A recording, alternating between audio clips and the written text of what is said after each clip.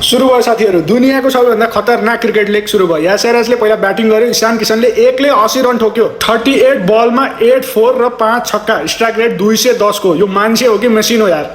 अंकित वर्माले पनि आयो, 18 बलमा 40+ रन ठोक्यो, 201 रन बनायो।